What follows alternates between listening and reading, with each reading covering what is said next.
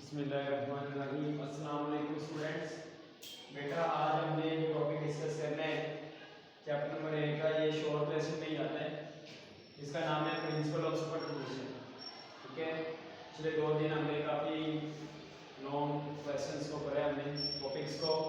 तो आज वाला टॉपिक जो हमारा ये छोटा ही टॉपिक है ताकि आप इजीली से मैनेज कर सकें। सुपरपोजिशन का लफ्ज़ी मतलब होता है आपस में मिलना।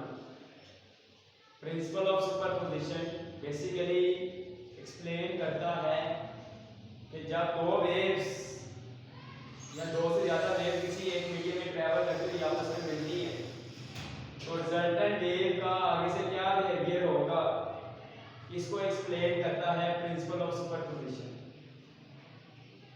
प्रिंसिपल ऑफ सुपरपोजिशन ये कहता है कि अगर किसी मीडियम में, ये देखो आप, ये मीडियम एक स्लिंकी है, जिस तरह ये हमने इसके दोनों तरफ से वेव प्रोड्यूस कर दी। एक जा रही है लेफ्ट साइड में और एक जा रही है राइट साइड में।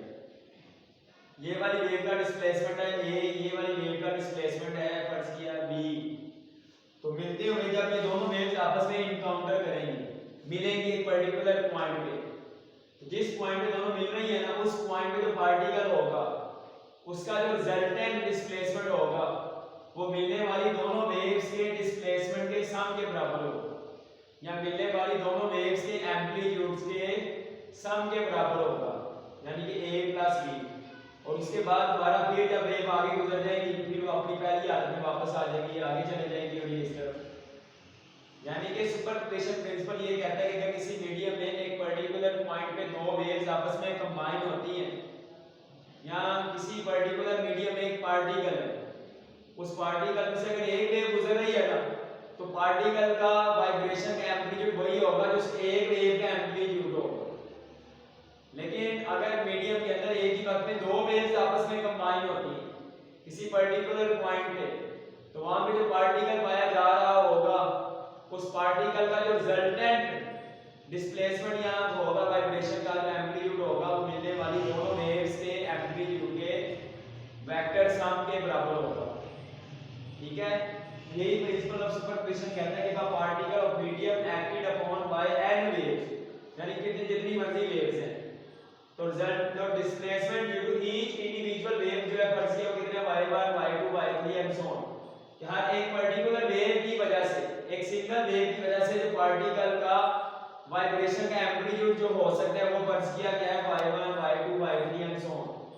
तो रिजल्टेंट जो होगा डिस्प्लेसमेंट पार्टिकल का या रिजल्टेंट एम्पलीट्यूड जो होगा पार्टिकल का तमाम वेव्स के मिलने की वजह से वो सम के बराबर होगा ऑल डिस्प्लेसमेंट्स, तमाम पार्टिकल्स के डिस्प्लेसमेंट्स के सम के बराबर होगा। और वो कौन सा सम होगा? Vector sum. वैसे आपको नॉलेज के लिए पता होना चाहिए। ठीक है, यानी कि हम इस तरह उसको तमाम वेव्स के एम्पलीट्यूड्स को ऐड करेंगे तो हमें रिजल्टेंट डिस्प्लेसमेंट मिलेगा उस पार्टिकल का जिसमें वेव्स आके मिल रही हैं।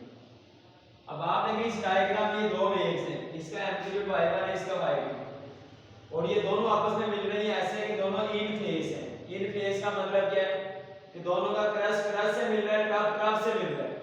तो रिजल्टेंट जो वेव होगी उसका एम्पलीट्यूड कैसे आएगा? मिलने वाली दोनों वेव्स के एम्पलीट्यूड को ऐड करके आएगा। ठीक है, लेकिन अगर 2 वेव्स आपस में ऐसे मिलती हैं, एक का क्रस्ट है दूसरे का ट्रफ, यानी दोनों वेव्स आउट ऑफ फेज या दोनों वेव्स के दरमियान फेज डिफरेंस 180 डिग्री है, तो फिर रिजल्टेंट वेव का डिस्प्लेसमेंट दोनों वेव्स के डिस्प्लेसमेंट को माइनस कर दिया है। अगर यहाँ पे दोनों वेव्स का एम्पलीट्यूड बराबर होगा ना, तो माइनस करके आंसर क्या आ जाएगा? 0। अगर बराबर नहीं होगा तो फिर माइनस करके नॉन जीरो आंसर आएगा। यानी कि अगर 2 वेव्स आपस में ऐसे मिलेंगे, एक का क्रस्ट है दूसरे का ट्रफ, तो रिजल्टेंट वेव का डिस्प्लेसमेंट माइनस करके रिजल्टेंट वेव का डिस्प्लेसमेंट, अगर फर्ज किया इसका 10 है इसका 5 है तो रिजल्टेंट वेव का होगा 5, अगर इसका 10 है इसका 3 तो रिजल्टेंट वेव का होगा 7। ठीक है, यानी कि फिर हमारे पास एम्पलीट्यूड कम आता है जब इन फेज आपस में मिलती है, फिर रिजल्टेंट एम्पलीट्यूड क्या आता है? ज्यादा। अब आपको ये बात पता होनी चाहिए 2 वेव्स के सुपरपोजिशन की वजह से 3 तरह के फिनोमेना होते हैं जो आगे आने वाले टॉपिक्स में हमने पढ़ने हैं। एक है इंटरफेरेंस, बीट्स और स्टेशनरी वेव्स। ठीक है, तो हर आने वाला जो टॉपिक है वो एक एक हर टॉपिक इसको एक्सप्लेन कर रहे हैं एक एक करके। ठीक है, प्रिंसिपल की स्टेटमेंट आपको पता होनी चाहिए।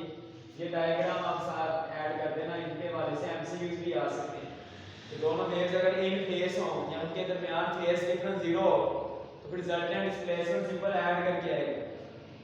इस केस में भी हमने एक्चुअली ऐड ही किया है, लेकिन यहाँ पे अगर दूसरी वेव का डिस्प्लेसमेंट ऐड करेंगे तो साथ माइनस लगा देंगे तो प्लस माइनस माइनस तो आंसर 0 आ जाएगा। लेकिन शर्त क्या है, कब 0 आएगा आंसर, जब y1 y2 के बराबर होगा। अगर बराबर नहीं होगा तो फिर 0 नहीं आएगा। ठीक है, यानी कि अगर आपसे मैं कहता हूं कि अगर एक वेव का डिस्प्लेसमेंट है एम्पलीट्यूड है 10, दूसरी वेव का एम्पलीट्यूड है 3, तो मैक्सिमम इन दोनों वेव्स के मिलने की वजह से जो मैक्सिमम डिस्प्लेसमेंट आ सकता है वो 13 है और मिनिमम डिस्प्लेसमेंट जो आ सकता है वो है 7। इससे कम नहीं आ सकता और 13 से ज्यादा नहीं आ सकता। अगर दो वेव्स ना इन फेस हो ना आउट ऑफ फेस हो तो फिर मैक्सिमम डिस्प्लेसमेंट 13 है, मिनिमम 7, इसके दरमियान में आंसर पाया जाएगा, जैसा कि आपको वेक्टर्स वाले टॉपिक में मैंने बताया था। ठीक है ना, कि अगर हमारे पास एक वेव का एम्पलीट्यूड 10 है, एक का 3, तो मैक्सिमम एम्पलीट्यूड जो आएगा ना दोनों वेव्स के मिलने से जो वेव बनेगी उसका मैक्सिमम एम्पलीट्यूड होगा 13 और वो कब होगा, जब दोनों इन फेस होंगी।